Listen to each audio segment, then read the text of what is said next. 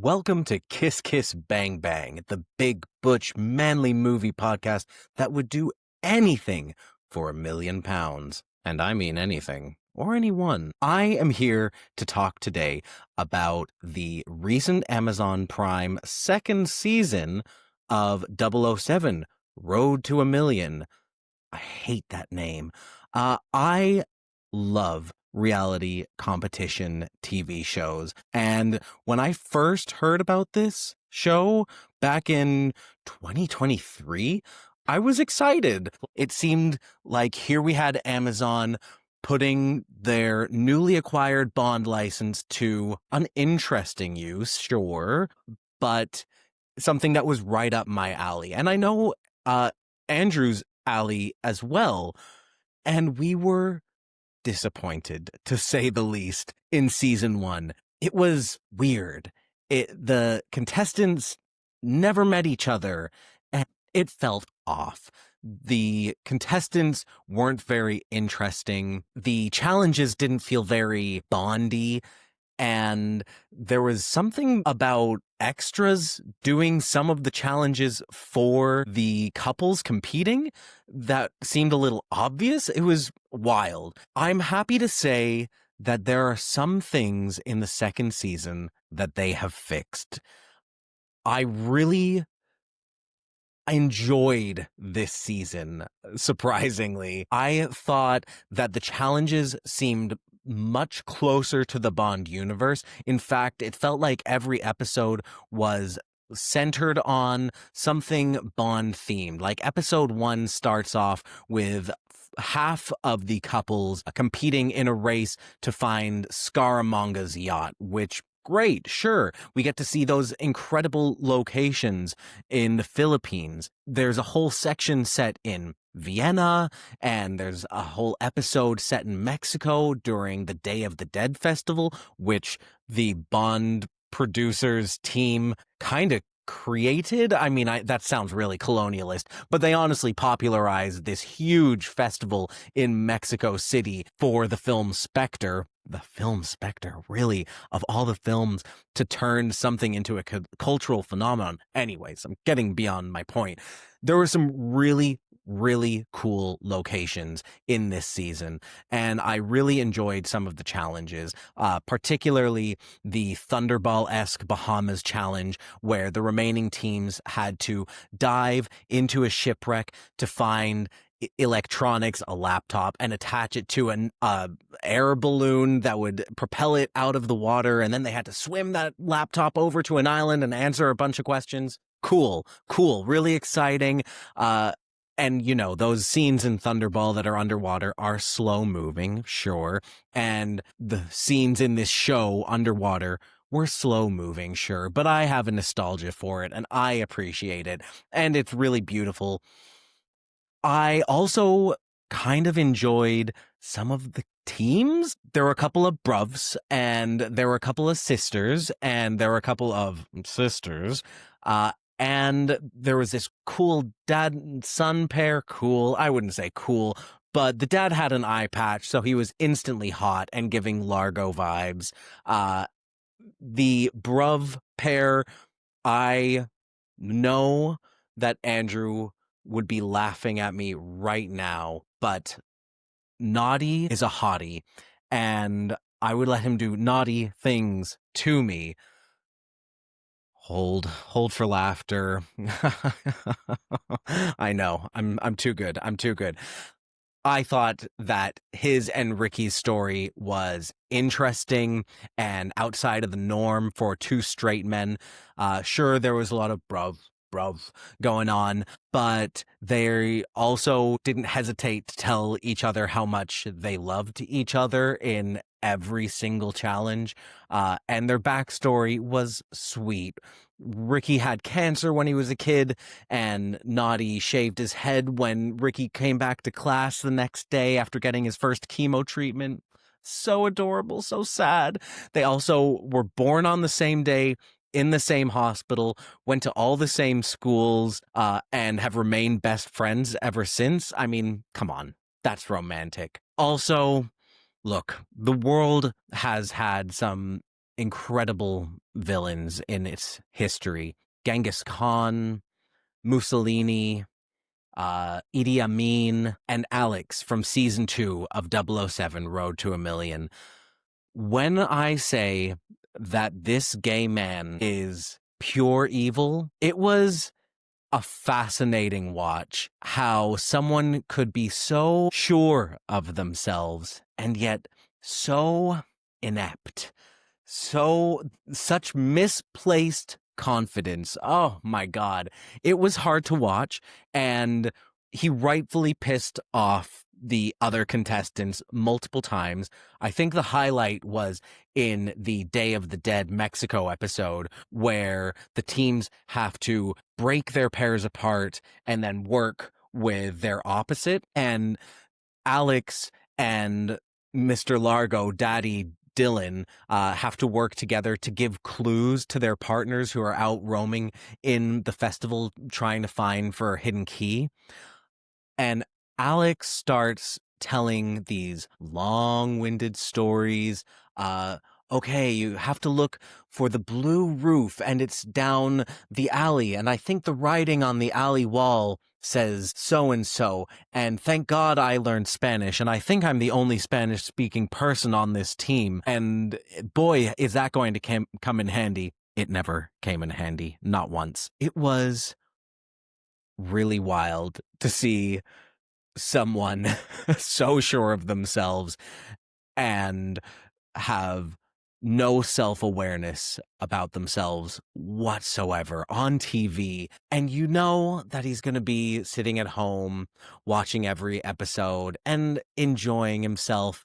And meanwhile, I'm over here on my couch like, oh, when's it gonna stop? I loved it. I really feel like this season they leaned into some of the things that make Bond Bond. One of the winning pairs in one of the mid-season challenges, their bonus is that they get to ride into the next challenge in the 1964 Aston Martin DB5, and it has all of the bells and whistles. They hit the smoke machine and smoke flies out the tailpipe, and they hit the Gatling gun, and the lights on the front of the car go brrrr. It's so silly.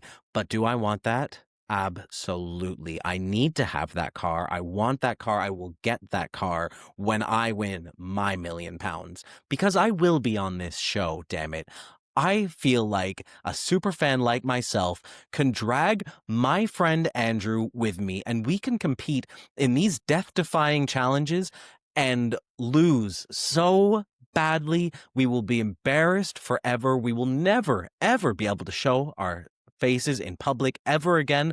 But my God, I would be so proud of myself. There are so many heights challenges. I hate heights. I can't stand heights. I'm going on a plane soon, and I have been thinking about that moment every day since I purchased the ticket. I'm not made to be up in the air. Man was not meant to fly. I would scream so much the entire time if I had to climb up the aerial tower of the skyscraper in Bangkok like they did in episode 2. There is no way I would be able to lift one foot above the other. I would look down and I would probably evacuate myself in every possible way from every orifice. I can just see that happening. But I would do it, damn it. As I said, I would do anything for £1,000,000. This seems now like it's a fun game to play. I particularly like that the couples get to interact with each other. And it starts about halfway through the season. I thought it was a good convention that was really definitely missing from season 1. Even in the first episode, there is a face-off. In the second episode, there is a face-off. The losing couple from episode 1 and the losing couple from episode 2 have to answer the $1,000,000 question. And I'm going to go on the record and say, I think the questions were easy. And I know it's different when you're in the moment and you're in on TV and you're in this high pressure situation and you've got your partner who has their own thoughts and ideas and you're both talking to each other about it. But honestly, the first question was this boxing question, like, what does this move represent? Crocodile lashing its tail. And they were given three options, like an elbow, an uppercut, and a side kick. And they were watching the boxer do all three moves in front of them. And it was just so clear what the answer was. It was obviously the side kick. Like, if I saw someone go, huh, I would think, oh, that looks like an alligator or a crocodile lashing its tail out. And yet only one of the teams managed to get the question right. I just feel like I got this. I can do this. I've said that about Survivor. I've said that about The Traitors. I've said that about The Mole. And I know deep down somewhere I am exhibiting the confidence that I so despise in the contestant Alex. And so I realize what that says about me, that the thing that I despise in someone else is the thing that I despise in myself. But damn it, I know this is for me. So in the last couple of episodes, typical fashion, it whittles down to two pairs and they have to go to the Vesper Bar in the Bahamas. Beautiful location, straight out of Casino Royale. They have to play this bluffing game where two cards are laid out in front of one of the couples, and the opposite couple has to pick which card is the ace. And the couple with the cards basically does it's this one, and really it's this one. And the other couple has to guess, are they lying? Is it actually that one, or is it that one? It's simple. It is something that we've seen in reality shows about 1,000 times now, and it's getting a little old. Here you have the perfect opportunity to play like a classic casino game like blackjack or poker. And I guess that means like teaching these people how to play a card game, and you can't trust that everyone's going to get it. And so you have to do something really easy, like a high-low situation. But blackjack, I mean, everyone knows how to count to 21. I feel like that would be far more entertaining to watch than watching someone go, that one. And that's what it was. It was a little anticlimactic. My other big problem, and this goes back to series 1. In season 1, the final couple has to go and answer the £1 million question. And they fail. And so the show ends on this down note of, well, no one won. Spoiler alert. It happened again. No one won the second season. I mean, sure, a couple makes it to the end and they get to do the final question, but if no one wins that final question, then was watching these 8 episodes, these 5 hours of my life, worth it? The answer obviously is no. You can't end a competition show on a down note. That is not the price of admission here. I am paying, I don't know how much for Amazon Prime every month or every year to not watch this kind of rote TV show end in a wah wah. I get it. I get what they're trying to do. I get that the stakes are supposed to be high right until the end. And I can't believe I'm going to say this, but this is where I want the producers to step in somehow. I will say the couple at the end had every opportunity to make the right choice. Both pairs at one point during the final decision say the word bond. And that would be a red flag in my mind, like, oh, Bond. I'm on a Bond TV show. I should pick that one. And one of them is just a sweet idiot and second guesses themselves and ruins it for both of the couple. Yeah, really disappointing. One other thing I liked about this season, in the first season, Brian Cox is playing this villain, Control. Control. You know how you say a word so many times it begins to lose meaning? Control. Brian Cox plays Control, who was a villain in season 1, and thankfully is more like an M character in season 2. And he even has a Moneypenny assistant who is helping him, I don't know, dictate the computer like Uhura in the original series of Star Trek. In season 1, the fact that like we were kind of centered around this villain story felt weird. Like, if you're making a show about 007, shouldn't you want the people to feel like a hero at the end? And I'm sure those original pairs watching it back were like, oh, I really thought that somehow this was going to make me feel like I was tied into the 007 universe. Well, at least with Control now in season 2, he's in the MI6 offices, and there's a bunch of computers and a bunch of people working in the background, like doop doop doop doop doop. It felt right. It felt like the atmosphere that I wanted.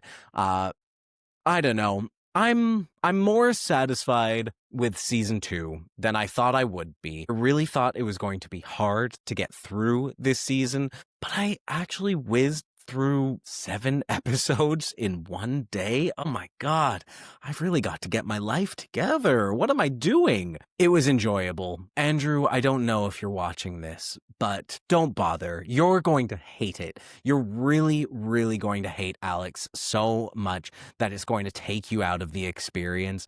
For everyone else, watch it. I think don't bother watching season 1. Just skip right to season 2. And I think we have the good basis of a reality competition show going forward. I am excited for there to be a season 3. Also, sorry, one more thing. They threw so much money at this. This is a gorgeous show. I mean, everything is on location. Every challenge has explosives and gadgets and computers and mazes. And I mean, they walk through street festivals and they drive around in the Aston Martin and they get stuck on a Ferris wheel and they're taking a cable. Like, it's really got all the bells and whistles and the gadgets and the gizmos. It looks really good. So season 3, come back, but give us a winner. I swear to God, if you don't let someone win this show, I will reluctantly watch the 4th season. And on that note, I hope you enjoyed this episode. Don't forget to like and subscribe. And as always, kiss, kiss, bang, bang.